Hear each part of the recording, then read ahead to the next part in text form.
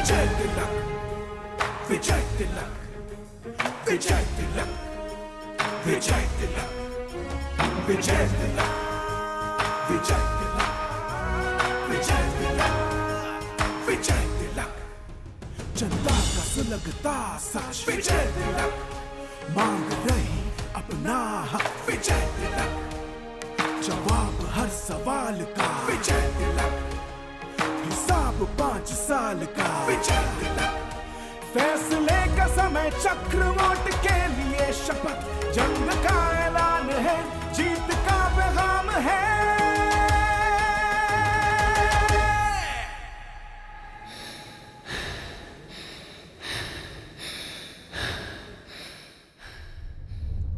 विजय तिलक, विजय तिलक, विजय तिलक, विजय तिलक, विजय तिलक, विजय तिलक, विजय तिलक, विजय तिलक, विजय तिलक, विजय। UP Uttarakhand चुनाव से जुड़ी हर बड़ी खबर देखिए विजय तिलक सिर्फ एबीपी गंगा पर। तो विजय तिलक लगातार जारी है। अंतिम चरण का मतदान है और चुनाव के 6 घंटे पूरे हो चुके हैं। तो 6 घंटे से मतदान चल रहा है और इस वक्त का अपडेट यह है कि 6 घंटे पूरे हो चुके हैं। 9 जिलों की 54 सीटों पर मतदान चल रहा है और बूथ के बाहर वोटर्स की लंबी कतारें दिख रही हैं। इन सब के बीच 6 घंटे का जो मतदान है वो पूरा हो चुका है और आखिरी चरण का मतदान है। 9 जिलों की 54 सीटों पर लगातार मतदान जारी है। शाम 6 बजे तक वोट डाले जाएंगे, यानी कि 5 घंटे का वक्त और बाकी है। बूथ के बाहर वोटर्स की लंबी तादाद दिख रही है। इन सब के बीच 6 घंटे का जो चुनाव है वो संपन्न हो चुका है। 5 घंटे का वक्त बाकी है। ऐसे में जो लोग अभी तक वोट नहीं कर पाए हैं उन्हें निकलकर वोट करना चाहिए। और बड़ी खबर जौनपुर से है। सपा समर्थकों ने जिला प्रशासन पर गंभीर आरोप लगाए हैं। तो जौनपुर में एक विवाद की स्थिति बन गई है। बड़ी खबर जौनपुर से है जहां पर सपा समर्थकों ने आरोप लगाए हैं कि मतदान कार्य बाधित करने के साथ साथ भेदभाव किया जा रहा है। तो समाजवादी पार्टी ने यह आरोप लगाया है। जौनपुर के मछली शहर के बूथ नंबर 189 का मामला है जहां पर सपा ने आरोप लगाया है कि मतदान धीमा चल रहा है, भेदभाव हो रहा है। और यह पूरा मामला जो है ये है जौनपुर के मछली शहर के बूथ नंबर 189 का, जहां पर मतदान कार्य बाधित करने के साथ साथ प्रशासन पर भेदभाव का आरोप समाजवादी पार्टी के कार्यकर्ताओं ने लगाया है।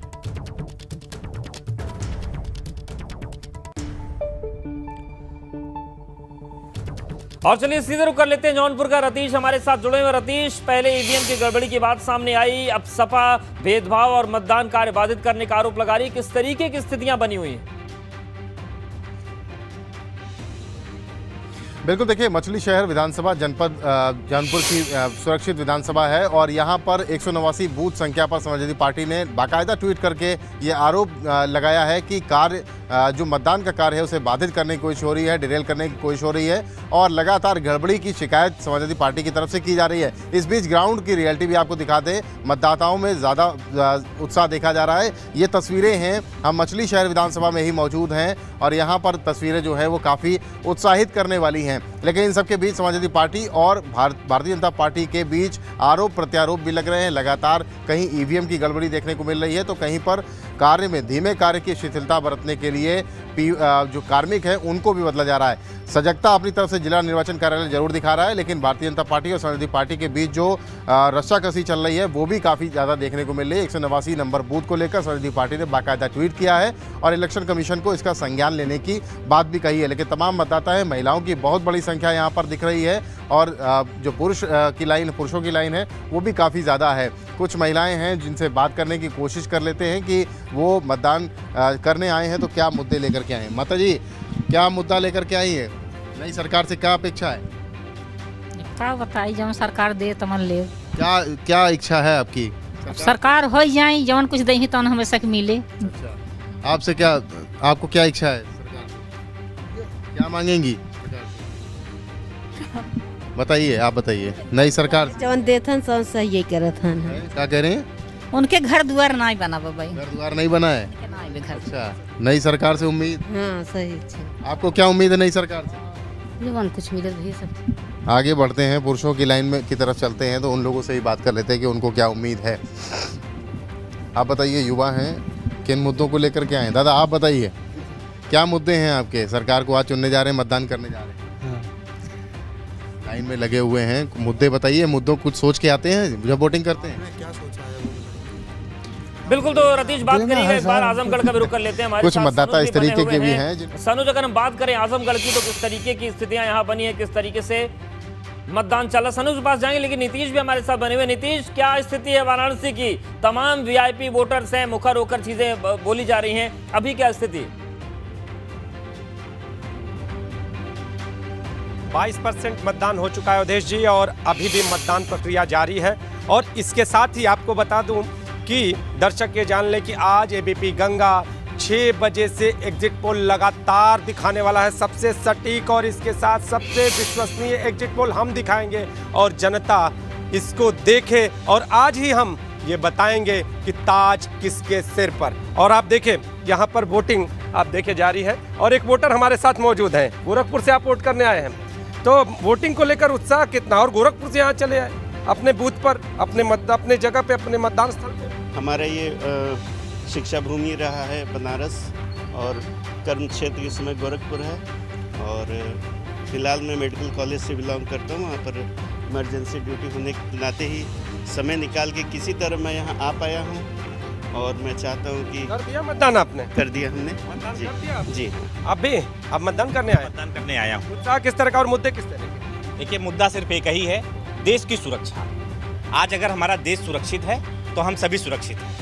स्वार्थ जो होता है एक व्यक्ति का, वो बाद में। बिल्कुल, ये महत्वपूर्ण बात है नीतीश की, स्वार्थ भाव से नहीं, निस्वार्थ भाव से वोटिंग होनी चाहिए। एक बार आजमगढ़ का रुख कर लेते हैं, सनोज भी हमारे साथ बने हैं। सनोज, आजमगढ़ की बात करें, किस तरीके से वोटिंग वहां पर चल रही है, क्या कुछ हो रहा है?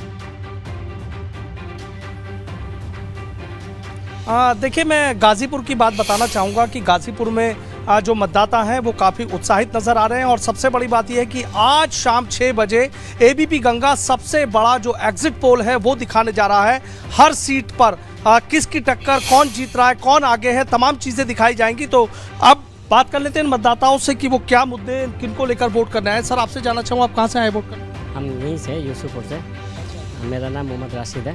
हम चाहते हैं कि कुछ बदलाव आए, नया विकास आए। हम चाहते हैं अखिलेश यादव आए, क्योंकि पार्टी बस ये बता दीजिए कि मुद्दे क्या है। मुद्दा महंगाई है और बेरोजगारी है, तो हम चाहते हैं चेंज हो, ताकि नया सरकार आवे, ताकि हम लोग को कुछ विकास हो सके। सर, आपके लिए क्या ऐसा मुद्दा है? आपने देखा हो कि चाहे विकास की बात हो, सुरक्षा की बात हो, या प्रत्याशी को देखकर या पार्टी को देखकर? नहीं सर, हमको तो मुख्यमंत्री की सीट पे हमें अखिलेश पसंद है, और हम चाहते हैं कि अखिलेश आए। और मुद्दे हमारा महंगाई है, बेरोजगारी है, और यहाँ पे हर एक इतना महंगाई बढ़ते चला गया है कि हम लोग तेल भरवाते हैं तो सोचते हैं, जैसा लगता है कि 100 रुपये में तेल 100 ग्राम भरवाएं।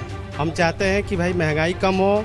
बिल्कुल, देखिए सनोज, मतदाताओं के मुद्दे हैं और उन मुद्दों पर ही वो आज अपना वोट कास्ट करने आए हैं, वोट की चोट करने आए हैं, ईवीएम में कैद करने आए हैं उम्मीदवारों की किस्मत। हम सीधा जौनपुर चलेंगे रतीश के पास, उनके पीछे भी काफी भीड़ नजर आ रही है। रतीश, बातचीत करिए जरा मतदाताओं से, उनके क्या मुद्दे हैं और कितना उत्साहित है आज वो जब वोट डालने के लिए पहुंचे हैं।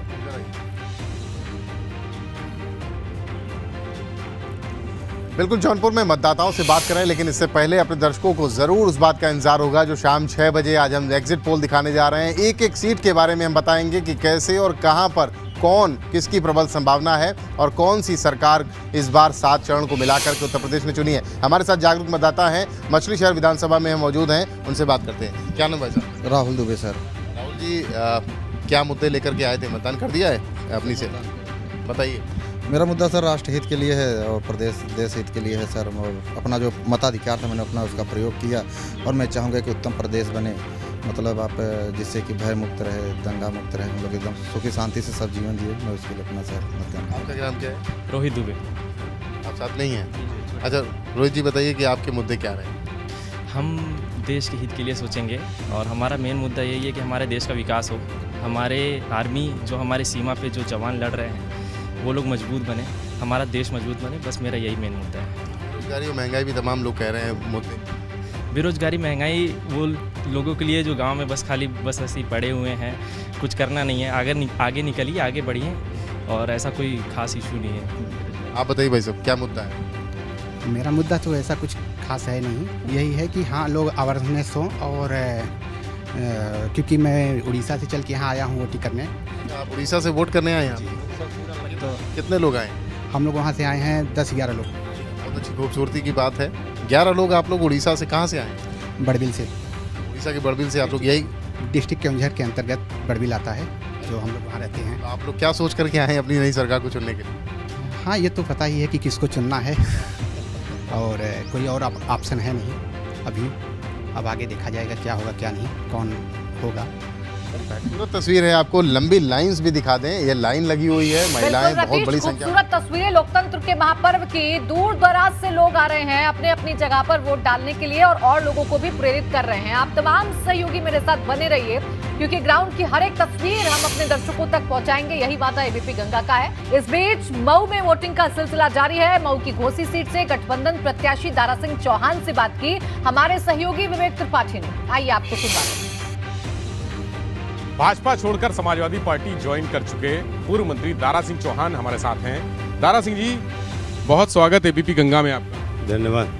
और क्या चल रहा है चुनाव, कैसा चल रहा है? और चुनाव तो आप भी देख रहे हैं, और जिस तरीके से पूरे 7वें चरण के हर सीट पे समाजवादी पार्टी के पक्ष में आज यहाँ का किसान है, नौजवान है, दलित है, पिछड़े अगड़े, हिंदू मुसलमान सारे लोगों ने मन बना लिया है कि 10 तारीख की गिनती के बाद 2/3 बहुमत की गठबंधन की सरकार माननीय अखिलेश यादव जी के नेतृत्व में बनने जा रही है। आपका चेहरा भी थोड़ा खुश लग रहा है। नहीं, खुश देखिए, ऐसा है जिस तरीके से लोगों ने जो सूचनाएं आ रही हैं मेरी विधानसभा के हर क्षेत्रों से, कहीं कहीं तो पता चल रहा है कि किसी का एजेंट नहीं मिल रहा है, कहीं तो पता चला है किसी का वोट नहीं है, क्योंकि सारे लोगों ने जिस तरीके से 5 साल तक पीड़ित और प्रताड़ित रहे हैं, जिस तरह से पढ़ने वाले बच्चे, आपने देखा होगा प्रयागराज से जिस तरीके से हुजूम चला था नौजवानों को कि समाजवादी पार्टी के नेता माननीय अखिलेश यादव को मुख्यमंत्री बनाना है,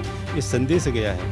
और 5 साल तक पीड़ित प्रताड़ित रहने वाले समाज के लोगों ने, किसानों, नौजवान, छात्रों ने पूरी तरीके से साइकिल की बटन दबा करके माननीय अखिलेश यादव जी के नेतृत्व में बनने वाला जो गठबंधन है उसकी सरकार बनाने जा रहे हैं। अच्छा, ये लाल पीला आप पहने हैं, तो इसको देखकर कौन कौन लाल पीले हो रहे हैं? अब वह लोग, इसके बारे में आपने देखा होगा, जब वो यहाँ पर सुहेलदेव भारतीय समाज पार्टी की रैली हुई थी यहाँ हल्दरपुर में, ऐतिहासिक थी। उसी दिन की बुनियाद पड़ गई थी कि भारतीय जनता पार्टी का पूरी तरीके से सफाया होने जा रहा है। और उसी समय माननीय हमारे राष्ट्रीय अध्यक्ष जी ने कहा था कि आज लाल और पीला देख करके आज वो भारतीय जनता पार्टी, यही लोग जो है आज लाल पीले हो रहे हैं। इसका असर लाल पीला होने का किसी पर असर नहीं पड़ने वाला। लोगों ने मन बना लिया है कि साइकिल की बटन दबा करके हमारे गठबंधन के जो है छड़ी जहाँ पर है उसकी बटन दबा करके पूरी शिद्दत के साथ, चट्टान के साथ लोग खड़े हैं। और सारे लोग आज जो है माननीय अखिलेश जी को माननीय मुख्यमंत्री बनाने के लिए पूरी तैयारी कर ली है। छड़ी की बटन दबा करके हम गठबंधन को मजबूती से उत्तर प्रदेश के लखनऊ के एमएलए को भेजना है। वाराणसी से एक तस्वीर सामने आई जो दिव्यांग वोटर की है, जिन्होंने मतदान किया। मतदान के बाद उन्होंने लोकतंत्र के महापर्व में अपनी हिस्सेदारी की बात की, साथ ही फिल्मी अंदाज में इसे सेलिब्रेट भी किया। मैं वोट डालेगा।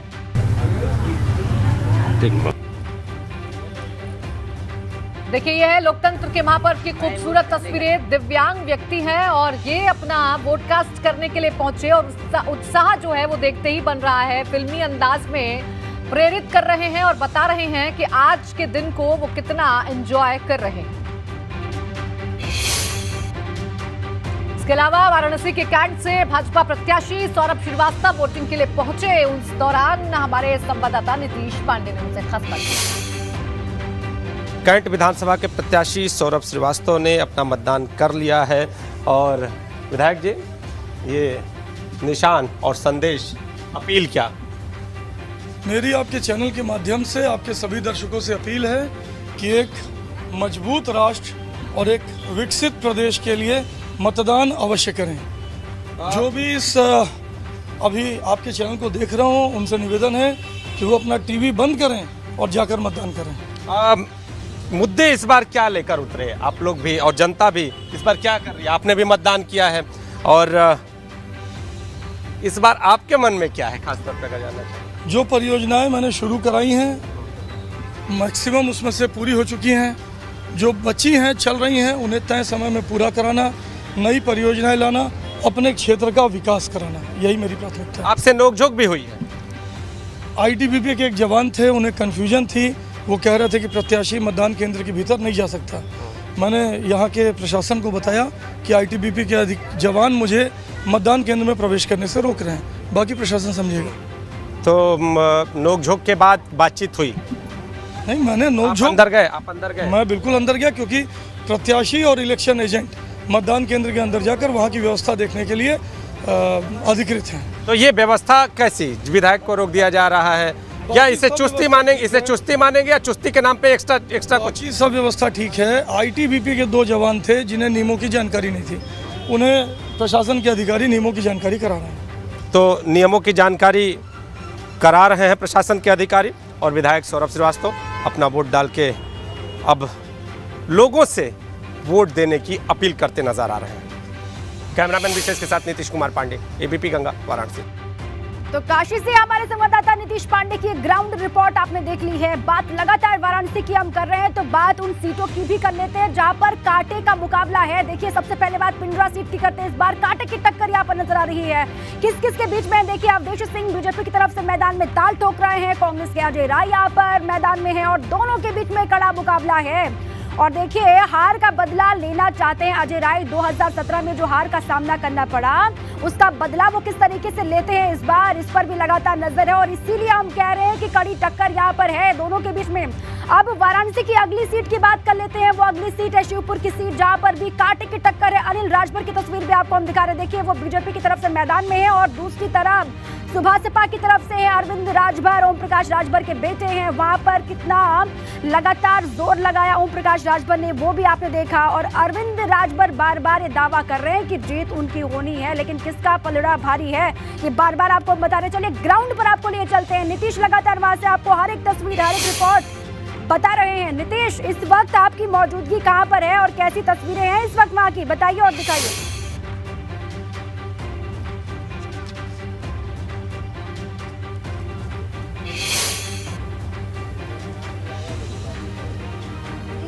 चले नीतीश तक आवाज नहीं पहुंच पा रही है, फिर से कोशिश करेंगे उनसे जुड़ने की, उन तक आवाज पहुंचे तो उसके बाद वहां का हालचाल जानेंगे किस तरीके से वहां पर वोटर्स लगातार पहुंच रहे हैं मताधिकार करने के लिए। नीतीश, बताइए। जी ये वोटर हैं। कहा गया पति का नहीं आया है जी, तो पति मर गया जी। नीतीश बताइए किस तरीके से क्या क्या मसले हैं वहां पर वोटर्स के, कितनी बड़ी लाइन है वो भी दिखाइए और बताइए भी क्या मुद्दे हैं। तहसील स्थित बूथ पर हम मौजूद हैं और यहाँ पर कुछ जो वोटर हैं इनकी समस्याएं हैं। अब देखिए, ये पति पत्नी है, पत्नी का नाम वोटर लिस्ट में है लेकिन पति का नाम वोटर लिस्ट से गायब हो गया है। इनकी अपनी समस्या, और इसके साथ एक युवती भी यहाँ पर आई हुई है। इन्होंने लोकसभा में मतदान किया था लेकिन इस बार इनका जो नाम है वो वोटर लिस्ट से गायब है। तो समस्या क्या है इनसे जान लेते हैं। नाम जानेंगे। वोट देना है सुधीर। तो क्या हुआ क्या है? वोट कट गया है, कहने का मतलब देने के लिए कहीं बीएलओ से मिले, उनसे मिले, सभी लोग से मिल के कहीं वोट का जगह नहीं है देने का अधिकार। आईडी कार्ड है। बड़ी उम्मीद से आए थे? हाँ, बहुत उम्मीद से आए थे। इतना परिश्रम करने के बाद भी यहाँ आने के कोई उम्मीद नहीं। आवाज़ भर आई इनकी, और इनकी समस्याएं आप देखिए। अधिकारियों को इनकी समस्याएं सुननी चाहिए थी, चूँकि इनकी ये पत्नी है, इनका नाम है और इनका नाम नहीं है। इसके अलावा ये जो 1-2 परिवार और यहाँ पर थे, उनके भी जो नाम है, दिक्कतें हैं, प्रशासन को संज्ञान लेना चाहिए। हमारे साथ बने रहे।